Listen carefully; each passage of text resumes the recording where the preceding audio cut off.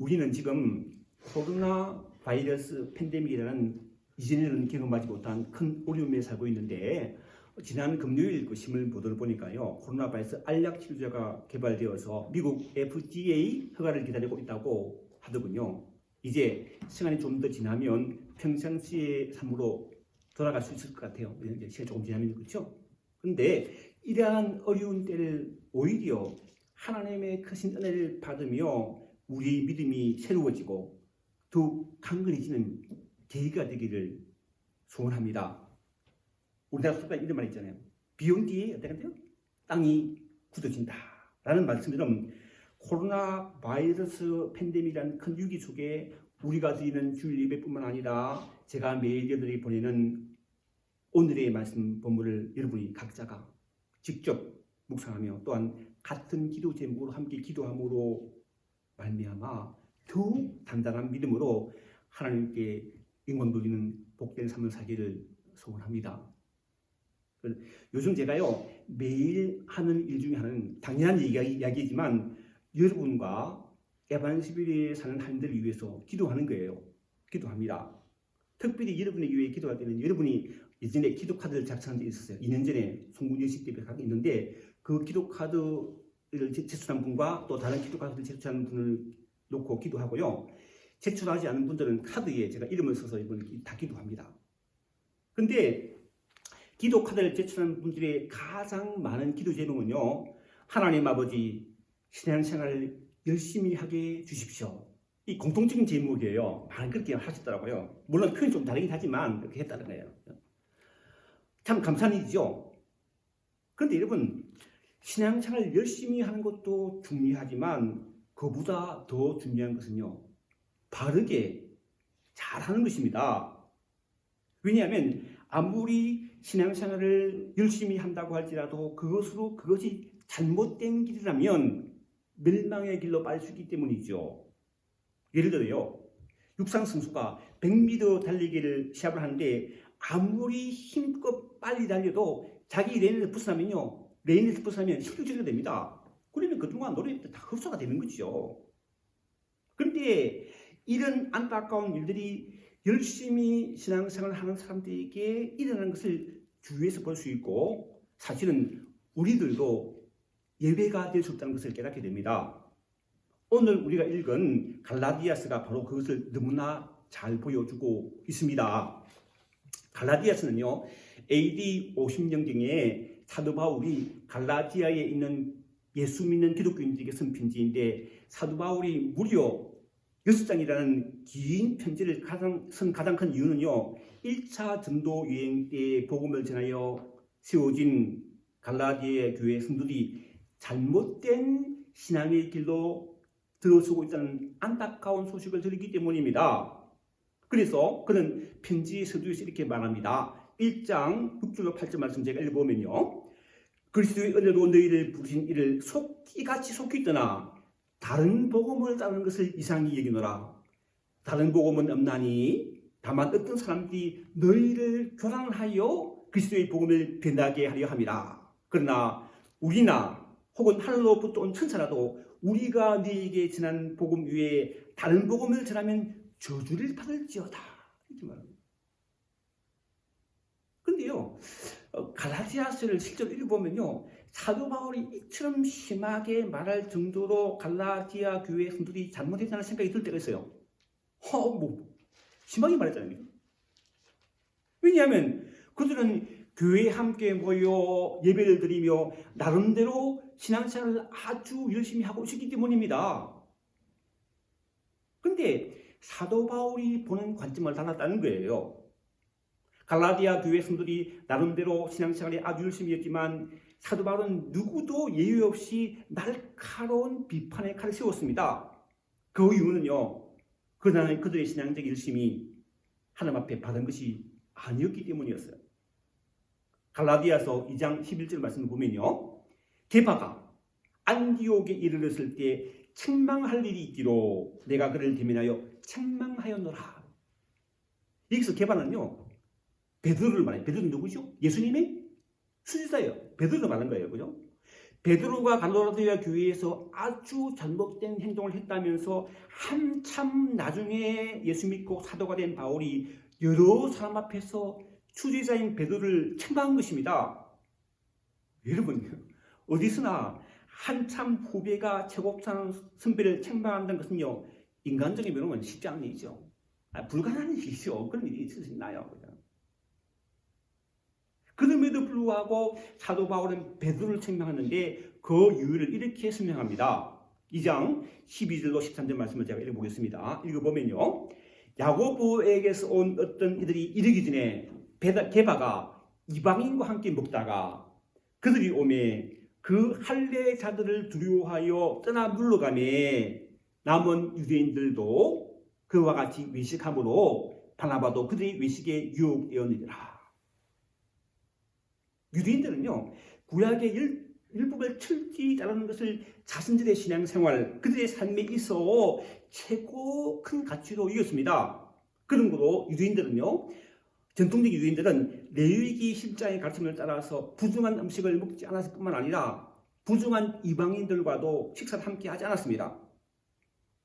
그러나 구약 율법을 지킴으로서가 아니라 오직 예수를 믿음으로 하나님 앞에 의롭다 여김을 받은 이방인 성도들과 함께 식사를 하고 된 베드로가 예수를 믿어도 구약 율법을 지켜야 한다고 여전히 주장하고 있는 야곱과 사람들이 그곳에 온다는 이야기를 듣고요, 그들로부터 혹시 책 잡힐까 싶어서 이방인과 함께 먹던 식사 자리에서 설거머니 일어나 버린 것입니다.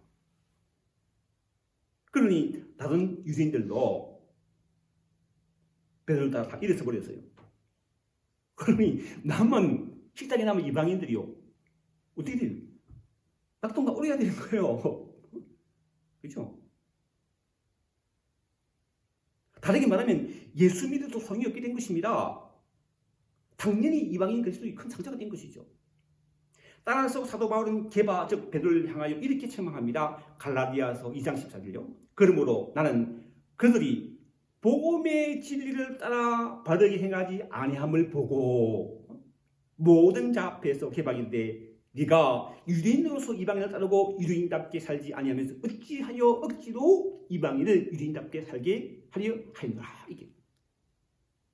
이렇게 믿음의 선배를 강하게 책망한 사도 바울의 여중은요, 한마디로 말하면 우리가 이런 얘기예요. 율법을 지킴으로서가 아니라 오직 예수를 믿음으로 어렵게 된다는 너무나도 중요한 구원의 길을 분명히 하고자 함이었고, 사도 바울은 이렇게 고백합니다.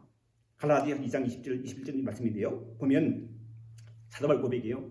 내가 그리스도와 함께 십자가에 못 박혔나니 그런즉 이제는 내가 산 것이 아니요 오직 내 안에 그리스도께서 사시는 것이라. 이제 내가 육체 가운데 사는 것은 나를 사랑하사 나를 위하여 자기 몸을 버리신 하나님의 아들을 믿는 믿음 안에서 사는 것이라. 내가 하나님의 은혜를 피하지 않으니 만일 어렵게 되는 것이 율법으로 말미암았으면 그리스도께서 헛되이 죽으셨느니라. 사랑하는 성도 여러분, 우리가 율법을 지킴으로서가 아니라 착하고 선하게 살아서가 아니라 교회를 출석하여 예배를 드림으로서가 아니라 오직 예수를 믿음으로 얻게 된다는 너무나도 중요한 복음의 진리인 것입니다. 여러분, 우리가 예수 믿어 얻게 될 때에 지난주일 로마서 5장의 말씀에 살펴본 것처럼 하나님과 화평하게 되고 예수 믿어 얻을 때 하나님과 화평이 된다는 거예요. 그리고 하나님 은혜 가운데 하나님의 영광을 바라고 즐거워하게 되기 때문입니다. 이 복음의 진리예요. 그렇다면 예수 믿고 얻게 된 자로서 하나님의 은혜 가운데 하나님의 영광을 바라고 즐거워하려면 우리가 구체적으로 어떻게 살아야 할까요? 우리 오늘 그 질문이에요. 사도 바울은 오늘 본문에서 성령을 따라 행하라고 말합니다. 16절 말씀이죠. 16절 말씀 보시면요. 내가 이르노니 너희는 성령을 따라 행하라. 그리하면 육체의 욕심을 이루지 아니하리라. 이 구절에서 너희는요, 1차적으로는 갈라디아 교회 성도들을 말하는데 그들은 예수를 주로 고백하는 예수 믿는 사람이었으므로 예수 믿는 그들에게는 성령이 있었음이 분명합니다. 그렇잖아요. 고린도전서 12장 3절 말씀에 사도 바울이 이렇게 증가하기 때문입니다. 그러므로 내가 너희에게 이르노니 하나님의 이름으로 말하는 자는 누구든지 예수를 저주할 자라 하지 아니하고 또 성령으로 아니하고는 누구든지 예수를 주시라 할 수 없느니라. 만약 여러분이 내 죄를 위하여 십자가에 못 박혀 죽으셨다가 3일 만에 다시 사신 하나님의 아들이신 예수를 나의 주님이라고 나의 주인이라고 고백하신다면 여러분 안에는요 성령이 계시다는 분명한 증거예요. 너무나 분명한 증거라는 거예요. 그러므로 이제 우리가 해야 할 일은 예수 믿는 우리 안에 계신 성령을 따라 행하는 것입니다. 그런데 예수 믿어 성령을 따라 행하는 우리 안에 육체의 욕심을 따라 살고자 하는 나의 옛사람이 여전히 존재하고 있다는 것을 기억해야 됩니다. 그래서 사도 바울은 고린도서 12장 31절에 고백합니다. 형제들아 내가 그리스도 예수 우리 주 안에서 가진 바 너에게 대한 나의 사랑을 두고 다노니 나는 날마다 죽노라. 내가 죽어야 성령 따라 행한다는 거예요. 그리고 사도 바울은 로마서 8장 13절로 14절에 우리에게 권면합니다. 너희가 육신대로 살면 반드시 죽을 것이로되 영으로서 몸의 행실을 죽이면 살리니 무릇 하나님의 영으로 인도하심을 받는 사람은 곧 하나님의 사람이라 아들이라. 그렇다면 예수 믿어 하나님의 아들 된 우리는 어떻게 성령을 따라 행할 수 있을까요? 성령의 인도하심을 어떻게 받을 수 있을까요? 첫째요, 성령 하나님은요 우리를요 꿈이나 환상이나 예언이라는 특별 계시를 통해 우리를 인도하십니다. 사도행전 2장 17절로 18절 말씀을 보면요 이런 말이 나옵니다. 하나님 말씀하시기를 말세에 내가 내 영을 모든 육축에 부어주리니 너희 자들은 예언할 것이요 너희 젊은이는 환상을 보고 너희 늙어된 꿈을 꾸리라. 그때 내가 내 영을 내 남종과 여종들에게 부어주리니 그들이 예언할 것이요. 하나님은 예언과 환상과 꿈을 통해 우리를 인도하시는데 이 중에 가장 흔하게 사용하는 방법은 꿈인가요? 꿈. 왜냐하면 하나님 아들 예수 그리스도의 탄생을 요셉에 알릴 때에 예언이나 환상의 계시가 아니라 꿈을 통해서 요셉에게 알려주시기 때문이에요. 마태복음 1장 19절 21절 말씀 보면요 이런 말이 나옵니다. 그의 남편 요셉은 어려운 사람이다. 그를 데려내지 아니하고 가만히 끊고서 하여 이 일을 생각할 때 주위의 사자가 현몽하여 다윗의 자손아 네 아내 마리아 더위를 무수하지 말라. 그에게 잉태된 자는 성령으로 된 것이다. 아들을 낳으니 이름 예수라 하라. 그는 이런 그가 자기 백성을 그들의 죄에서 구원할 자이십니다 하리라. 꿈을 통해 말씀하셨다는 거예요. 제가 예전에 간장한 적이 있지만 저는 대학교 1학년 여름방학 때부터 예수 믿었어요. 근데 교회 다니는데 예수 믿었는데 구원의 확신이 없더라고요. 초신자 때니까 그렇죠. 그래서 그해 여름 12월 달에 들어서요. 10월에서 구원의 확신 달라고 기도했습니다. 하나님 구원의 확신 달라고. 정말 간절히 기도했어요. 눈 뜨고 있는 시간 다 기도한 것 같아요.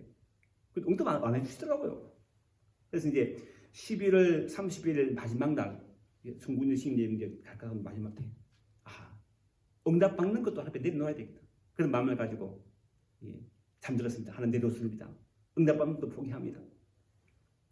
자는데 꿈속에 모든 사람들이 아주 묵은 흠을 지고 막 십자가를 향해 기어가는 거예요. 저도 앞에 십자가를 향하여 막 기어가는 거예요. 기어가면서 고민했습니다. 어떻게 기도하지? 기도할 줄 몰랐으니까.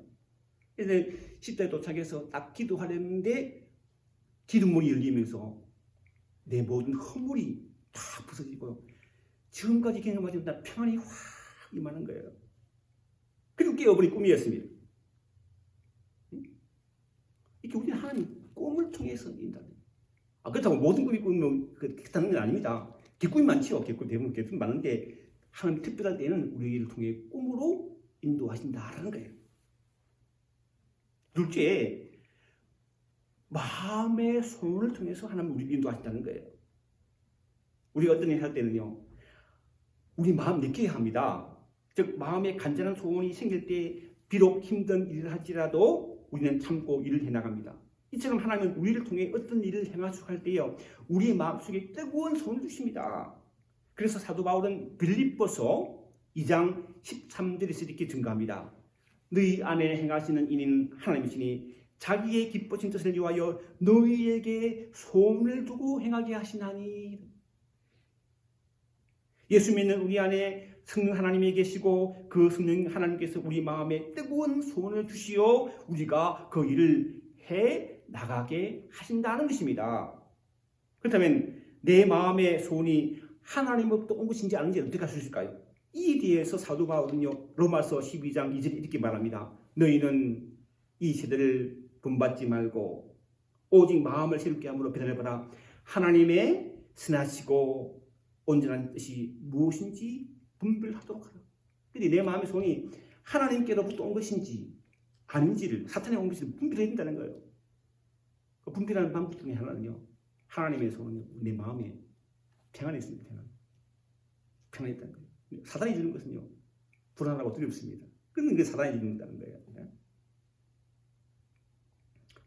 성령 하나님께 주시는 마음의 손을 따라 행하는 저와 여러분 되기를 바랍니다.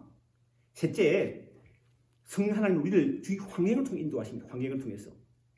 히브리서 기자는요 믿음은 바라는 것의 실상이요 보이지 않는 것의 증거니 선진들이 이로써 증거를 얻느니라 하였습니다. 보이는 것을 눈에 보이는 것을 따르는 것이 아니라 보이지 않는 것을 따르는 것이 믿음인데 성령 하나님은 때로는 우리 주의 환경을 통해 우리를 인도하신다는 거예요. 예수님이 이렇게 말씀하십니다. 요한복음 16장 13절 말씀 보시면 그러나 진리의 성령이 오시면 그가 너희를 모든 진리 가운데로 인도하시니 그가 스스로 말하지 않고 들은 것을 말하며 장래의 일을 너희에게 알리시리라. 이 말씀 생각나게 있었어요. 16년 전에 제가 캘리포니아 얼바인이라는 한 교회에서 한 교회 오후 예배에서 담임 목사 청빙을 위한 두 번째 설교를 하고 있었어요. 설교를 하고 있었는데 제 아내가 저 맨 뒤에 앉아 있었는데요. 예배 중에 갑자기 전화기를 듣고 나가더라고요. 그걸 보면서 에반스 많은 교회에서 오라고 연락이 왔구나 알겠더라고요. 그 예배 가기 전에 얼바인 한 커피숍에서 오후 예배에 있으니까 가기 전에 이야기하면서 에반스에 설교하고 왔는데 연락 올 것 같다는 생각이 들더라고요. 근데 딱 나가는 거 보니까 이게 하나님 부르셨다. 맞더라고요. 이처럼 성령 하나님은 때로는 우리 환경을 통해 우리 믿는 사람을 인도하신다는 거예요. 고린도전서 2장 9절 말씀 보시면 기록된 바 하나님이 자기를 사랑한 자들을 위하여 예배하신 모든 것은 눈으로 보지 못하고 귀로 듣지 못하고 사람의 마음으로도 생각지도 못하였다 함과 같습니다. 그렇죠. 눈에 보이는 것 없고 손에 잡힌 것 없고 귀에 들리는 것 없어도 믿음으로 나가면 성령 하나님은 환경을 통해서 우리를 인도하여 주실 수 믿습니다. 넷째, 하나님의 말씀을 따라 행하는 것이 꼭 성령을 따라 행하는 것입니다. 우리가 무엇을 결정할 때 어떻게 합니까? 무엇보다도 사람들의 말이 영향을 받아요. 왜? 그 부분에 대해서 경험 있는 사람들의 말 들으면 그 맞는 말이죠. 그러니까 그 사람의 말을 인해 사람들의 말에 영향을 가진 만큼 받습니다. 이처럼 우리가 성령을 따라 행하는 가장 중요한 방법은 하나님의 말씀을 따라가는 것입니다. 사도 바울은 로마서 11장 17절에서요. 믿음은 들음에서 나며 들음은 그리스도의 말씀으로 말미암느니라 했습니다. 그리스도의 말씀을 듣고 믿음이 생겨서 믿음으로 행하게 되는 것입니다. 그런데 성경의 말씀에는 두 가지 종류가 있어요. 하나는 헬라 로고스인데 로고스는 이 기록된 말씀, 성경 말씀이에요. 이건 성경 말씀을 통해 우리는 하나님 알아갑니다. 이게 지식적으로 알게 되죠, 그죠? 또 다른 말씀은요, 다른 헬라는 내 말인데 입으로 나온 말씀, 이야기된 말씀은 뜻인데 특정한 시간과 상황에 맞추어 주님께서 주시는 말씀입니다. 그러니까 성경 말씀 읽을 때에 설교를 들을 때에 내 마음에 무엇인가 꽝 부딪히는 말씀이 바로 내 말하는 거예요. 예를 들어서 누가복음 5장 말씀 보면요, 베드로가 밤이 맞도록 수고했지만 고기를 못 잡았어요. 그런데 예수님께서 깊은 데로 가서 그물을 내려 고기를 잡으라 말씀하실 때 베드로 1구 고백합니다. 말씀에 의지하여 내가 그물을 이리이다. 이 말씀이 네 반응이에요. 말씀에 의지하여, 그 특별한 말씀에 의지하여 그물을 이리이다 하고 고기를 잡은 것이 많아 그물이 찢어진다. 이처럼 저와 여러분들이 하나님 말씀 즉 내 말을 받고 그 내 말을 따라 감으로 말미암아 하나님의 인도하심 받는 복된 삶을 살아가는 저와 여러분이 되기 바랍니다. 사랑하는 성도 여러분, 우리 육체의 욕심을 따라 살아가는 것이 아니라 성령을 따라 행할 때 사랑과 희락과 화평과 오래참과 자비와 양성과 충성과 온유의 질주가 맺게 된 줄 믿습니다. 따라서 성령 하나님은 꿈과 같은 특별 계시로 우리 마음의 성을 통해서 우리 환경을 통해서 하나님의 말씀을 통해 우리 인도하심을 기억하고 성령을 따라 행함으로 말미암아 성령의 풍성한 일을 맺는 복된 삶을 살아가는 저와 여러분 되시기를 주님의 이름으로 축원합니다. 기도하겠습니다. 사랑하는 주님, 예수 믿고 구원받는 우리가 육체의 욕심을 따라 살아가는 것이 아니라 성령을 따라 행함으로 성령의 풍성한 일을 믿으며 살아갈 수 있도록 인도하여 주옵소서. 예수님의 이름으로 기도하옵나이다. 아멘.